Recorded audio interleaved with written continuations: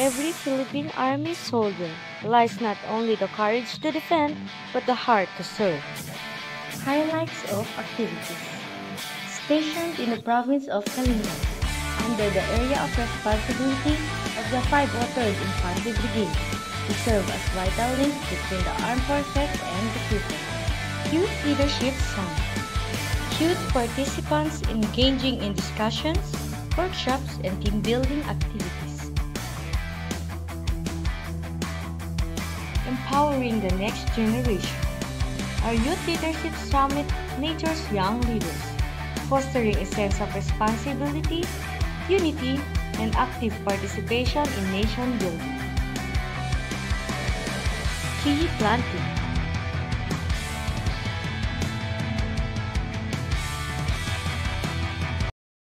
Soldiers and civilians planting saplings together.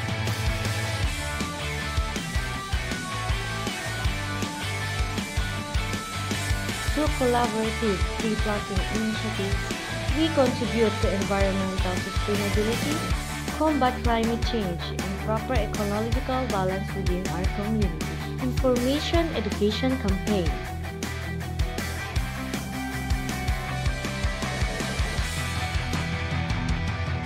Troops distributing flyers, conducting forums, or youth info drives. Through information, education, and communication campaigns, we raise awareness, educate, and empower communities with relevant and timely information.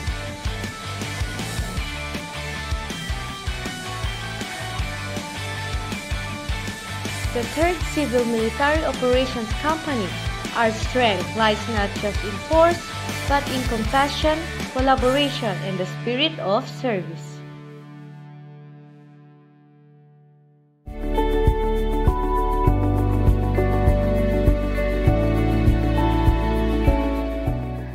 Ang oras na po natin ay alas 3 na ng hapon. Magandang hapon, probinsya ng Kalinga, lungsod ng Tabuk. Ngayon ay araw ng Huwebes, ika-12 ng Hunyo, 2025. Ako po si PFC Annie Rose L. Darbin ng 3rd Civil Military Operations Company, 5th Civil Military Operations Battalion. At ako naman po si Private Jason R. Gonzales. Bago ang lahat, gusto naming batiin ang ating butihing Mayor, Honorable Darwin Estraniero, at gusto din namin siyang pasalamatan sa walang sawang kanyang pagsuporta sa atin. Ganun na rin din po, gusto naming batiin ng magandang hapon ang ating mga taga-Public Information Office. Magandang hapon po at maraming salamat din po sa inyong pagsuporta sa amin. Ganun na rin po sa aming butihing Brigade Commander ng 501st Infantry Brigade, Brigadier General Dian Mark F. Mamaril, Philippine Army. Ganun din po sa aming Brigade Commander ng 501st Peace and Justice Brigade, si Colonel Darrell R. Banyes, Infantry Philippine Army. Magandang hapon po sa inyo, sir. At binabati din po namin ng magandang hapon ang mga taga-Joint Task Unit Panagkaykaysa na nasa Baguio. Pati na din po ang aming Battalion Commander na si Colonel Benjamin Aguilian, Junior Infantry GSC Philippine Army. Sir, magandang hapon po. At sa aming Company Commander na si Captain Dale D. Bambico, ma'am. Magandang hapon po. At syempre, makakasama naman po natin ngayong hapon ang aming Public NCO na si Technical Sergeant Fernandez. Atin po siyang bigyan ng pagkakataon na batiin ang ating mga manonood at tagapakinig. Maraming salamat kasama Darwin, kasama Gons, at siyempre sa lahat ng mga sumusubaybay sa ating programa, lalong-lalo na rin yung mga bumubuo dito sa Tabuk City Public Information Office. Binibigyan po natin ng binabati po natin ng magandang hapon po sa ating lahat. At siyempre ganoon na rin sa ating mga sumusubaybay sa ating programa at ang ating atid po namin sa inyo ang mga balita na magpapayabong at papayabong sa ating kaalaman na pagka-Pilipino, at binabati rin po natin lahat po ng magandang hapon ang ating mga tagapakinig ngayong araw. Ayun po, sir. Maraming salamat po sa napakagandang pagbati. At siyempre, kami po ay magbabalik pagkalipas ng ilang mga awitin. Heyo, heyo, heyo, bayanihan. Heyo, heyo.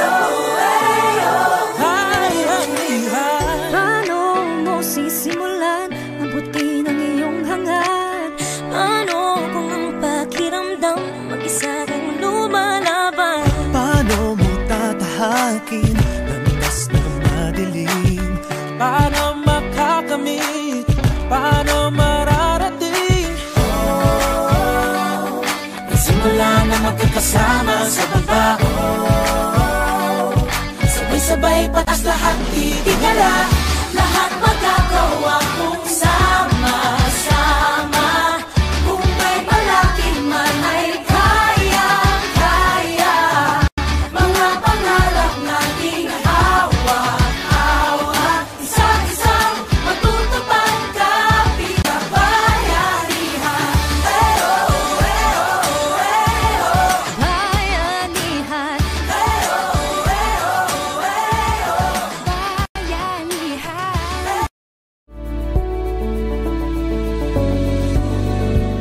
At ngayon po tayo ay nagbabalik sa ating programa. Ngayong hapon nga po ay pag-uusapan natin yung mga iba't ibang activities ng ating company, kung ano nga ba ang ating mission at yung mga nagawa na nating activities. Yan na po, ka-partner, no? Napakaganda naman ang pag-uusapan natin. Sigurado ako na madami tayong matutulungan dahil na din sa mga impormasyon na maibabahagi natin ngayong hapong ito. Sir, sino o ano nga ba ang Third CMO Company? Maraming salamat kasamang Gons. Ang Third CMO Company na pinangunahan ng aming company commander na si Captain Daily Duyawin Bambico ay binubuo ng mga magsasagawa ng Mobile Community Support Sustainment Team o MCSST. At lalong-lalo na dito sa probinsya ng Kalinga upang i-cope natin o ilihis ang lisanin mula sa maimpluwensya ng Communist Terrorist Group o CTG. Bilang bahagi at layunin ay makakamit na ganap at tagumpay laban sa Communist Terrorist Group na magpapalakas upang ang pangteritoryong depensa ng ating bansa na tumulong sa ating mga kababayan sa abot ng ating makakaya. Isa na dito ang ginaganap na Brigada Eskwela dito sa Barangay Dupag na kasaluyang ginagawa ng ating kasundaluhan sa ngayon. At ang mga ginawa pa ng ating kasundaluhan ay yung bloodletting activity dito sa Kalingay State University na umabot ng mahigit 300 nagbigay ng dugo para sa ating mga kababayan lalong-lalo na dito sa probinsya ng Kalinga. Kasama na rin natin dito ang Red Cross at alam po naman natin na ang kasundaluhan ay laging nakahandang tumulong para sa ating mga kababayan dito sa probinsya ng Kalinga at pangalagaan ang seguridad ng mamamayan. At isa na dito ay binibigyan natin ng information education campaign para sa ating mga kababayan dito sa probinsya ng Kalinga upang hindi malinlang ng mga New People's Army at mga teroristang grupo at hindi malihis at mapunta sa tamang daan at upang sa ganon ay makamit nila ang kanilang minimithi na mga pangarap sa buhay. At tayo din ay nagkakandak ng Youth Leadership Summit na pinangunahan ng iba't ibang youth organization dito sa probinsya ng Kalinga tulad ng Cordillera Youth Brigada at Kabataan kontra Droga at Turismo. Dito hinuhubog ang mga kabataan sa pamamagitan ng pagbibigay sa kanila ng iba't ibang lektura o team building at counseling. Dagiti nga kakabsat, dagiti aramiden, dagiti kasoldaduan tayo, nga ribingen nga may kan iti seguridad, dagiti kakailyan tayo nga may danon, dagiti programa nga agtawd iti gobyerno nga pagsayatan iti umili nang nangruna ka dagiti agkasapulan nga kakailyan tayo iti tulong ubing man wenno nataingan. Ken responsibilidad tayo met kakabsat ti tunggal maysa nga iti pagilyan tayo nga saan laing iti bukod tayo nga biag ngayon tayo lang iti kitain. Amo tayo man kakabsat dagiti kasoldaduan tayo ket awanen iti sabali nga pampanunuten no di ket iti pagsayatan iti tunggal maysa kada tayo. Bag tayo kasama Darren at kasamang Gons. Ayan nga po no, nakadadugayam Tib O'Brien ti kasundaluhan tayo. So sa mga youths natin dyan, ini-encourage mo namin kayo sa mga gusto pong sumali o mag-join sa Youth Leadership Summit po. Pwede nyo kaming i-message o kaya po i-visit yung page namin para sa susunod na Youth Leadership Summit dahil sigurado po ako o kami na marami po kayong matututunan. Dito po mabubus yung confidence nyo sa mga team building activities po, magkakaroon kayo o matututo kayo na magkaroon ng trust sa isa't isa at mabubuo yung unity sa inyo. Yes partner, at sinisigurado po namin na madami kayong matututunan at syempre kayo ay mag-e-enjoy sa mga activities nagaganapin pag nandun na po kayo sa Youth Leadership Summit. Kaya nga partner, dito kitang-kita ko yung mga mga youth natin na sobrang enjoy na dun lang nila na experience kung paano yung mga nagagawa natin, tapos nakikita natin yung mga or yung pag nagka-counseling tayo, doon natin nalalaman na may mga ganito din pala. Yes, so, partner. Anyway, partner, no? Sir, ano naman po yung mga upcoming activities ng ating unit, sir? At siyempre tuloy-tuloy pa rin tayo no, kasama ang GONS sa mga aktibidades ng Third SEMO Company. At pinapanatili rin pa rin natin ang mga kapayapaan at kaunlaran dito sa ating bayan, lalong-lalo na dito sa probinsya ng Cagayan.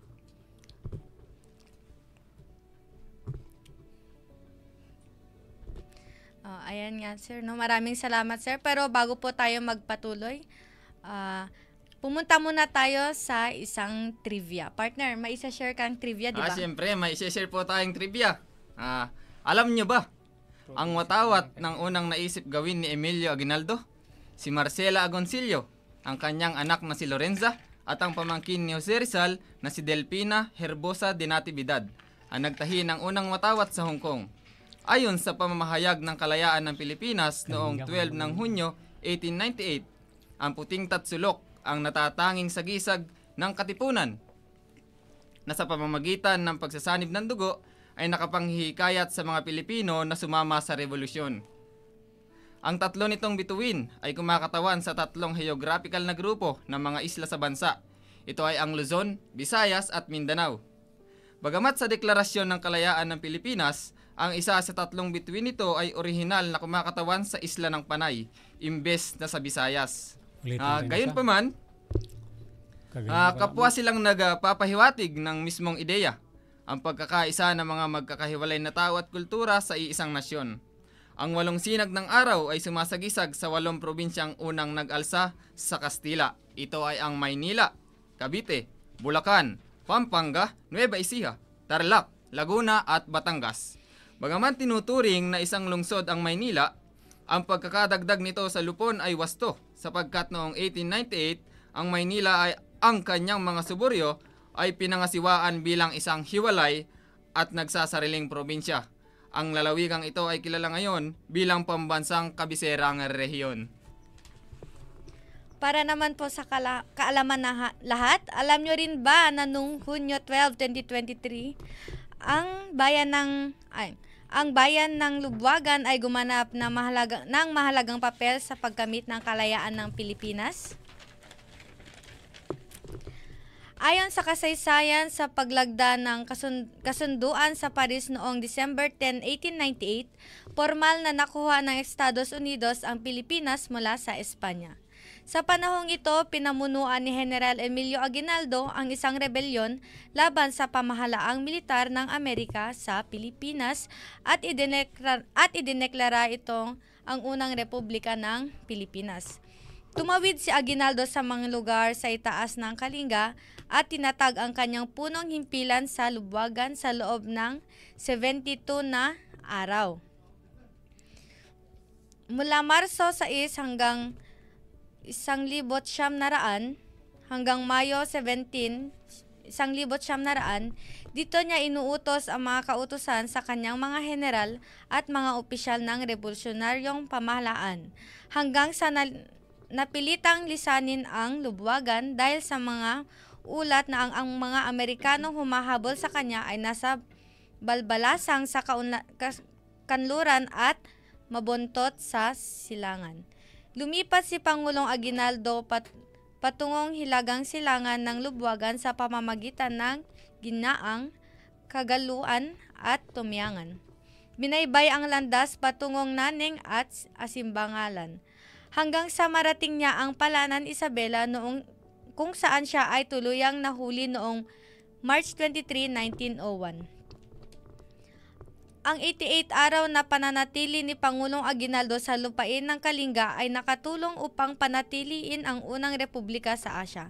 Kasunod ng ating kalayaan noong Hunyo 12, 1898 mula sa mga pananakop ng Espanyol.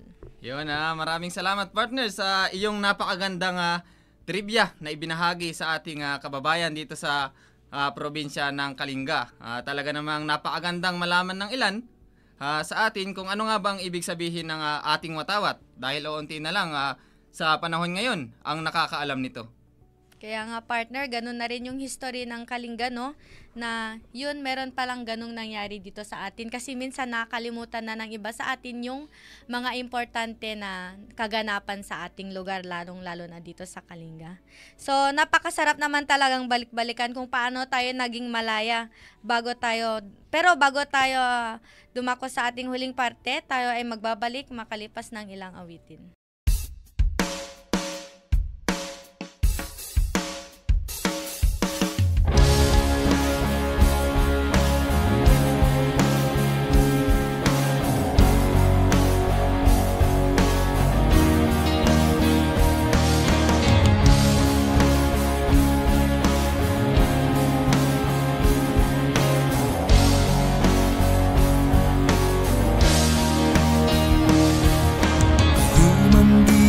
Ating pagkakilanlan at hindi kulay ang ating labanan.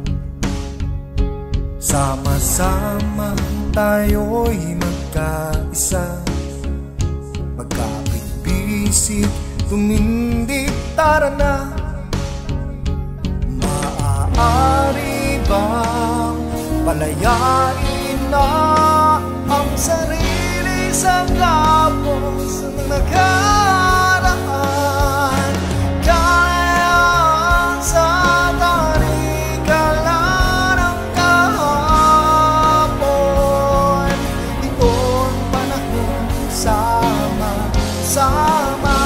tayong tumugon at umangon sa bagong umaga'y may dalang pag-asa. Ating harapin bilang isang bansa, Pilipinas, ginagtawag ng pagkakaisa.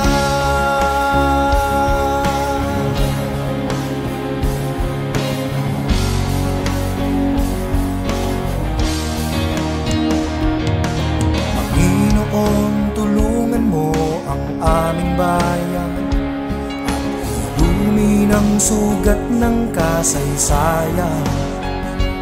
Kanya-kanya ng mga ipinaglalaban, kapwa Pilipino ang nasasaktan. Maaari bang palayain na ang sarili sa kapos ng nakaraan? Kalayaan sa tarikalan ng kahapon, itong panahon sama-sama tayong tumugon at umangon sa bagong umaga'y may dalang pag-asa.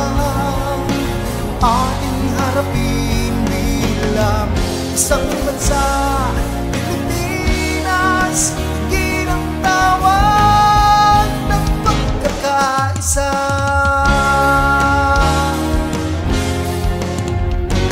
Isa lang ang ating kulay, tugong nananalaytay. Halina't gisingin ang diwang mga bayan.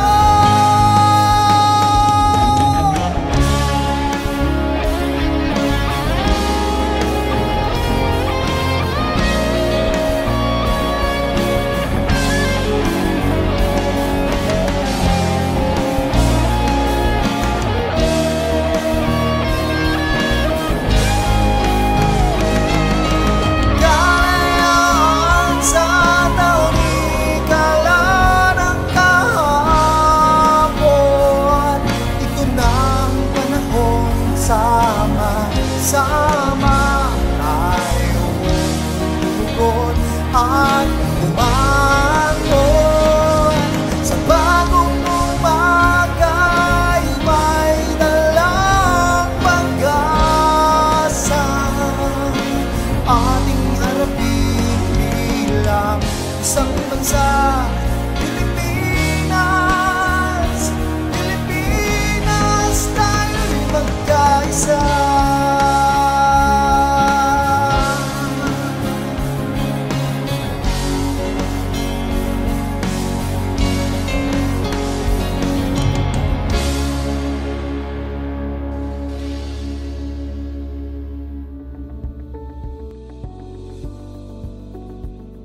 Ngayon tayo po ay nagbabalik at dumako po na tayo sa huling parte ng ating programa. Ngayon po ay tatalakayin namin na kasama ng Darvin kung paano nga pa makapasok sa Philippine Army. Yan, maraming salamat kasamang Gonzales.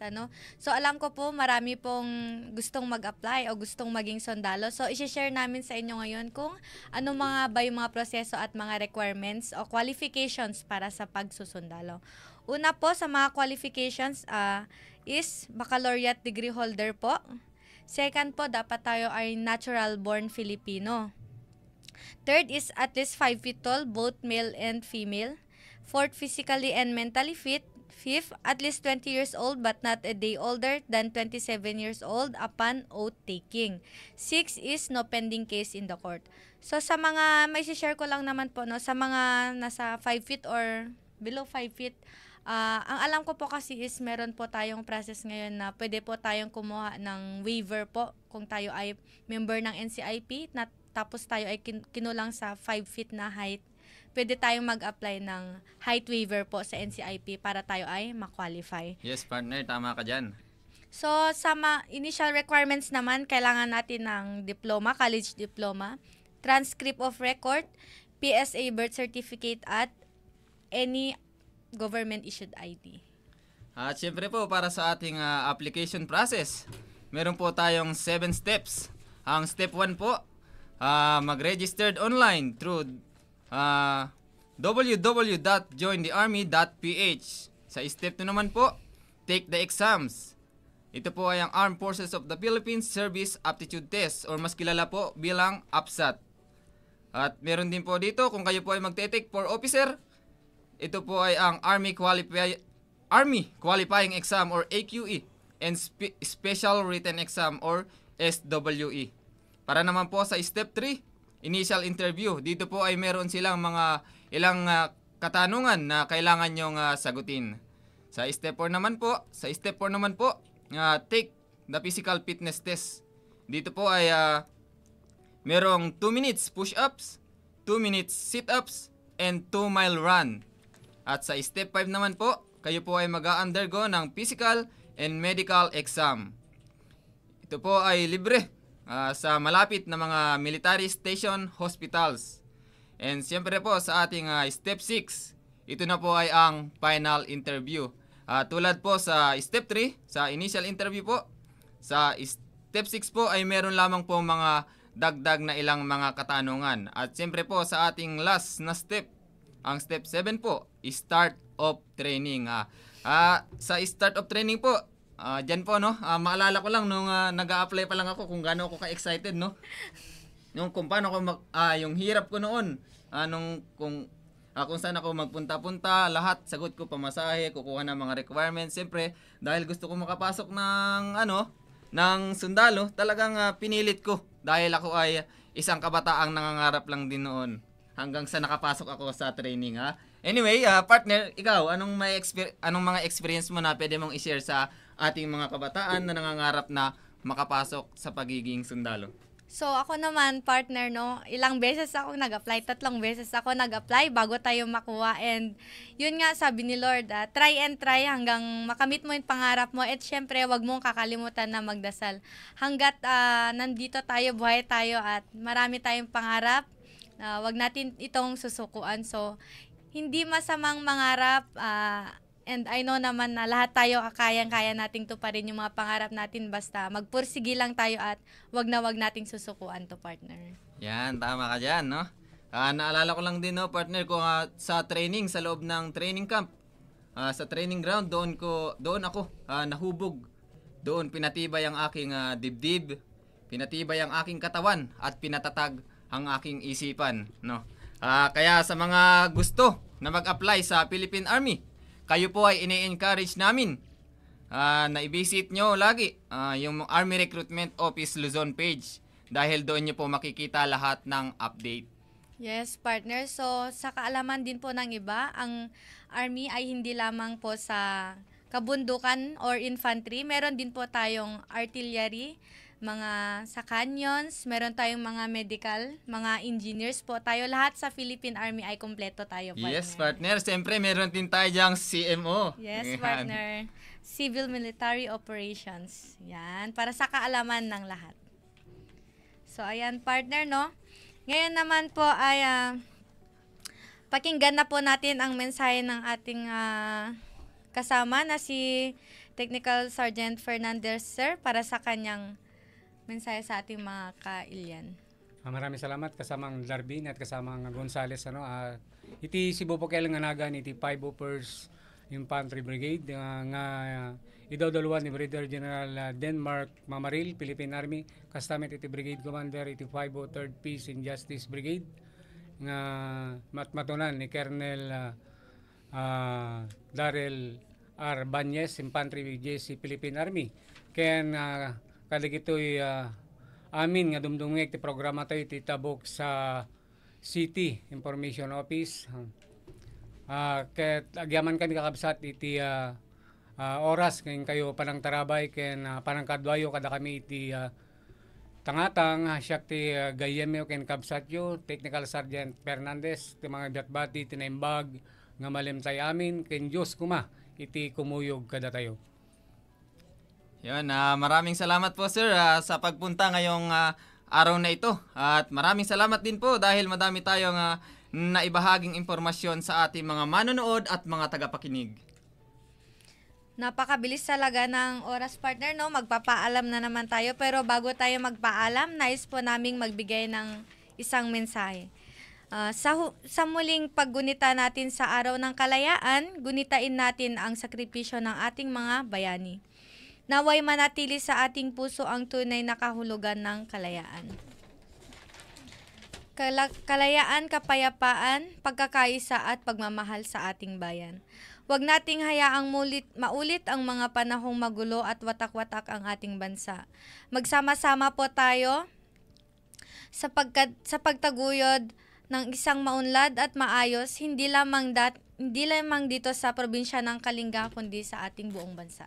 Kaya naman po, inaanyayahan din po namin kayo na kung maaari ay i-visit nyo ang aming Facebook page, ang 3rd CMO Company. Makikita nyo po doon yung iba't ibang activities na ginagawa namin. At maglalambing lang din po sana kami na pakipollow, like, and share yung aming Facebook page. Muli, sa pamumuno ng aming Company Commander, Captain Dale D. Bambico, at sa lahat ng kasundaluhan ng 3rd CMO Company, ako po si Private Jason R. Gonzales. At ako naman po si PFC Annie Rose Darbin. Maraming salamat po sa mga kababayan nating laging nakatutok sa ating programa. Mabuhay ang Kalinga, mabuhay po tayong lahat.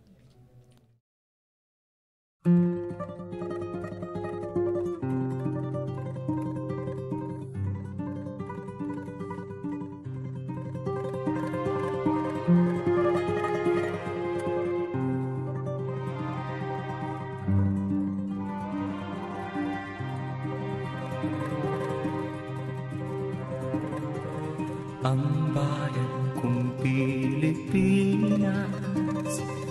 lupain ng ginto't bulaklak, pag-ibig na sa kanyang palad, nag-alay ng ganda't dilag, at sa kanyang yumi at ganda, dayuhan ay naalina. Bayan ko, binihag ka, nasadlak sa dusa.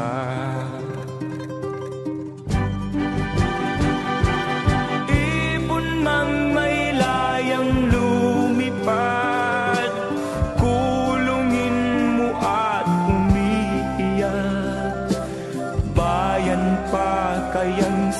sakdal dila, ang di magnasang makaalpas.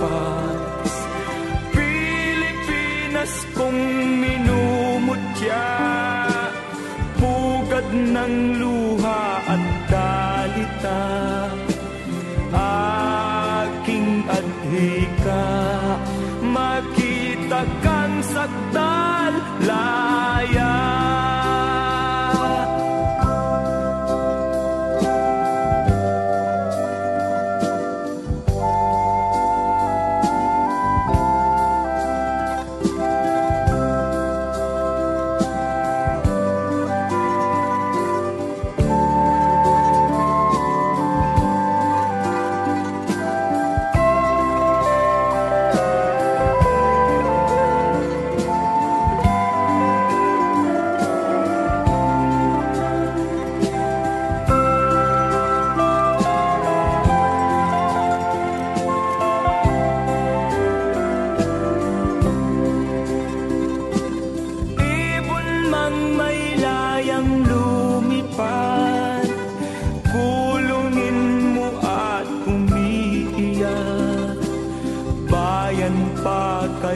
Sakdal tila, ang di magnasang makaalpas.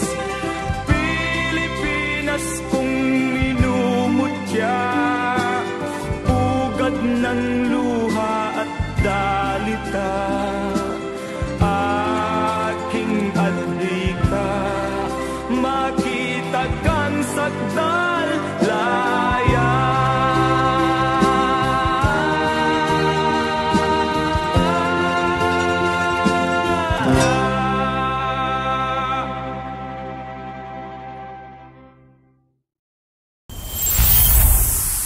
Every Philippine Army soldier lies not only the courage to defend, but the heart to serve. Highlights of activities. Stationed in the province of Kalinga, under the area of responsibility of the 503rd Infantry Brigade, we serve as vital link between the armed forces and the people. Youth Leadership Summit. Youth participants engaging in discussions, workshops, and team building activities. Empowering the next generation. Our Youth Leadership Summit nurtures young leaders, fostering a sense of responsibility, unity, and active participation in nation building. Tree planting.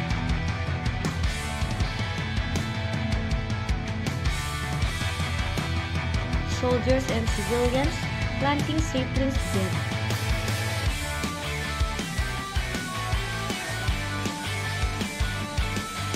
Through collaborative tree planting initiatives, we contribute to environmental sustainability, combat climate change, and proper ecological balance within our community.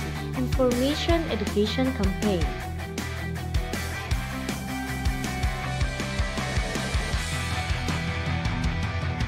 Through distributing flyers, conducting forums, or youth info drives.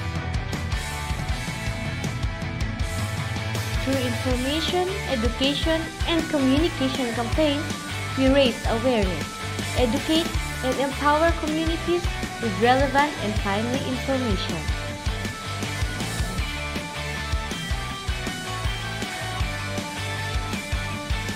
The 3rd Civil Military Operations Company, our strength lies not just in force, but in compassion, collaboration, and the spirit of service.